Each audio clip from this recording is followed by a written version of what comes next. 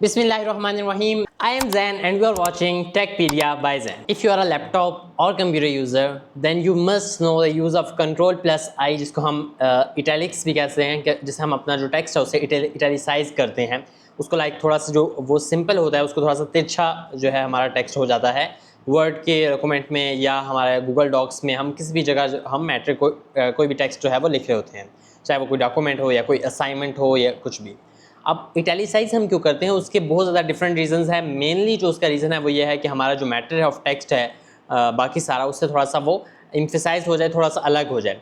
But actual में ये एक डीप स्टडी है कि कैसे कौन सी ऐसी जगह है, कौन सी ऐसी टर्म्स हैं, स्पेसिफिक कैटेगरीज हैं जब जहाँ आप इटैलिसाइज करते हैं अपने टेक्स्ट को। तो आज की इस वीडियो में हम यही देखेंगे कि हम कौन सी ऐसी कैटेगरीज हैं, ऐसी टर्म्स हैं, ऐसी स्पेसिफिक क्लासेस बनी हुई हैं कि जहाँ पर हम अपने टेक्स्ट को इटैलिसाइज करते हैं। और अगर आप नहीं जानते कि इटैलिसाइज किस तरह करते हैं तो उसके लिए मैं आपको एक शॉर्टकट की कंट्रोल प्लस आई वो भी बताऊंगा कि उससे किस तरह यूज़ करके हम अपने टेक्स्ट को इटैलिसाइज कर सकते हैं। So let's get into screen and check out कि ये किस तरह काम करेगा और एंड तक देखना ताकि आपको सारी वो क्लासेस पता चल जाएँ जहाँ पर आप कंट्रोल प्लस आई का यूज़ करके इटैलिसाइज करेंगे और इसकी वजह से आपका टेक्स्ट एक बिल्कुल डिफरेंट लुक देगा, जिससे बहुत ज़्यादा एम्फसाइज होगा आपका text. Okay, I hope so you will like this. Right now I am on my Windows screen. तो सबसे पहले मैं एक डॉक्यूमेंट ऑलरेडी मैंने इसके ऊपर लिखा हुआ है और कि benefits of using control plus I. Control plus I जिसे हम इटैलिसाइज भी सही कहते हैं, उसका क्या यूज़ है। तो फर्स्ट ऑफ ऑल तो मैं आपको थोड़ा सा बता देता हूँ। फॉर एग्जांपल मैं यहाँ से यहाँ तक अगर इसे मैं इटैलिसाइज करना चाहता हूँ तो मैं सिंपली इसे यहाँ पर सिलेक्ट कर दूँगा, then I will just type control plus I. तो यहाँ पर ये आप देख सकते हैं थोड़ा सा ये इटैलिसाइज हो गया। ओके, अगर मैं कंट्रोल प्लस आई पुश करूँगा, कोई इटैलिसाइज ऑलरेडी हुआ हुआ है तो दोबारा से सिंपल हो जाएगा text. Okay, first of all तो ये चीज़ आपने देख ली। अब उसके बाद हमने बेनिफिट्स ऑफ कंट्रोल प्लस आई देखना है।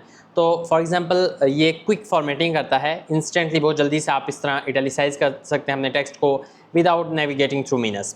एम्फेसिस क्या है कि ये एक्चुअली थोड़ा जोर देता है आपका स्पेसिफिक जो वर्ड्स होते हैं, फ्रेजेस होते हैं, उनको थोड़ा सा स्टैंड आउट करता है बाकी टेक्स्ट से। कंसिस्टेंसी से ही आप इसे जो है फॉर्मेट कर सकते हैं। ओके, कंट्रोल प्लस आई का यूज़ करके आप इसे जो है वो जहाँ जहाँ आपने उसे अपने टेक्स्ट को थोड़ा सा डिफरेंट करना है वहाँ पर आप कंट्रोल प्लस आई का यूज़ करके उसे इटैलिसाइज कर सकते हैं। ये टाइम बहुत ज़्यादा बचाता है क्योंकि कीबोर्ड शॉर्टकट है तो आपको बार बार माउस का यूज़ नहीं करना पड़ेगा। आप कीबोर्ड शॉर्टकट से जस्ट टाइप करके जिस आप नॉर्मल टेक्स्ट कर रहे हैं आप इटैलिसाइज कर सकते हैं और एक प्रोफेशनल अपीयरेंस देता है। जब आप जो है वो कंट्रोल प्लस आई का यूज़ करते हैं तो आप एक प्रोफेशनल टाइप लगते हैं। अब हम मेन जो हमारा वीडियो का फोकस है वो है कि हम कौन सा ऐसा टाइम है कि when do we italicise our text. एक कम्प्रिहेंसिव इसके ऊपर गाइड है। तो फर्स्ट ऑफ ऑल तो टाइटल्स ऑफ वर्क्स जो हैं, अब मेरे पास यहाँ पर 1 2 3 4 5 6 7 ऐसी क्लासेस हैं, ऐसी कैटेगरीज हैं जहाँ पर इटैलिसाइज हम करेंगे अपने टेक्स्ट को।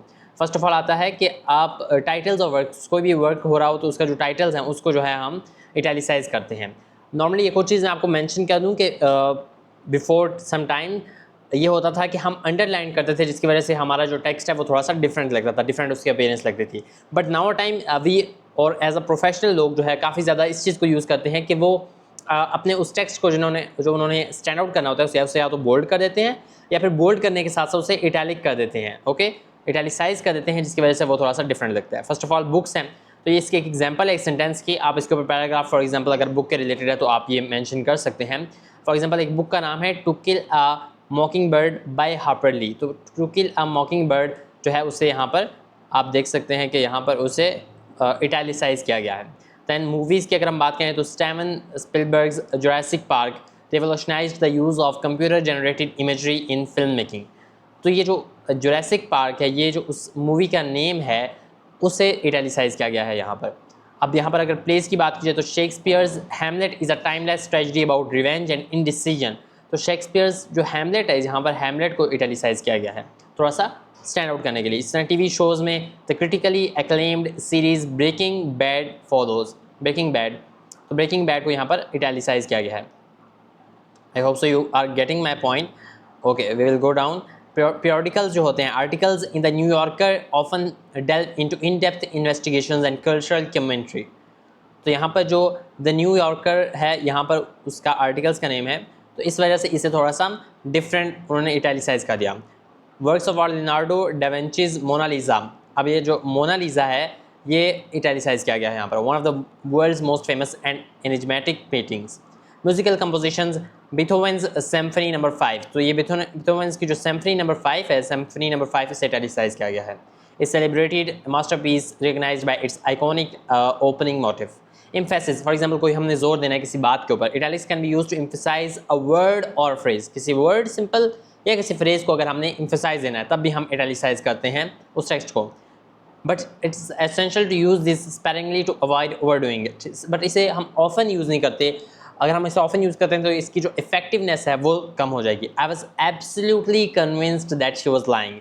सो जो हमने एब्सोल्युटली के ऊपर इम्फेसिस दिया है तो उसे हमने इटैलिसाइज कर दिया था कि वो शो करता है कि absolutely I was convinced. Okay, now foreign words, अगर कोई फॉरेन वर्ड्स है, फॉर एग्जांपल इटैलिसाइज करते हैं हम इंग्लिश में कोई अनकॉमन वर्ड है, ओके, या कोई ऐसा फ्रेज है तो उसे हम for example the concept of schadenfreude deriving from Japan German describes the player derived from another person's misfortune। तो जर्मन से ये वर्ड इंग्लिश में आया है तो इसे हमने इटैलिसाइज कर दिया। इसी तरह जो साइंटिफिक नेम्स होते हैं in biology, for example genus और स्पीशीज़ के जो नेम होते हैं उनको हम इटैलिसाइज कर देते हैं। For example the Homo sapiens एक स्पीशी है, इस species is the only surviving member of the genus Homo. तो यहाँ पर होमो और होमोसेपियंस इन दोनों को यहाँ पर इटैलिसाइज किया गया है। शिप्स, एयरक्राफ्ट एंड स्पेसक्राफ्ट, इनके जो स्पेसिफिक नेम्स होते हैं हर शिप्स वगैरह के, जैसे कि टाइटैनिक जो है वो एक बहुत बड़ी शिप थी और एक इसकी मिस्ट्री है पूरी, तो उसको भी जो है वो यहाँ इटैलिसाइज किया गया है। वर्ड्स एज वर्ड्स, अगर हम एक ही सेंटेंस में किसी वर्ड की तरफ जो है वो मेंशन कर रहे हैं, फॉर एग्जांपल इटैलिक या जापानीज़ वर्ड या इस तरह, तो उसे भी हम इटैलिसाइज कर लेंगे। लीगल केसेस जो होते हैं, for example the landmark case of brown versus board of education, तो ये भी इटैलिसाइज किया गया है। कोई लीगल केसेस हो वहाँ भी हम इसे क्या करते हैं कि हम इटैलिसाइज कर देते हैं उस टेक्स्ट को। बट आपने ये रिमेंबर करना है वही बात जो मैंने मेंशन की थी पहले कि फर्स्ट बिफोर द टाइम यहाँ पर अंडरलाइन कर दिया जाता था उस टेक्स्ट को जिससे थोड़ा सा एम्फेसिस करना हो, but now we use italics. So next time आप जब भी टेक्स्ट लिखें या कोई डॉक्यूमेंट लिखें तो आप इटैलिसाइज करें, उसे बोल्ड कर दें या इटैलिसाइज कर दें। That will have a great impact on your documents or your assignment. So these were the mainly 7 1 2 3 4 5 6 7 classes. बाकी इसके अलावा डिफरेंट भी हैं, उसके ऊपर अगर आप चाहते हैं तो मैं उसके ऊपर वीडियो बना दूंगा, but for now I have these main classes on which you can italicize their text and make your video, make your document stand out of the other.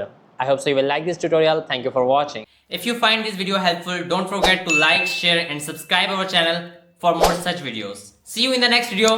Thanks for watching.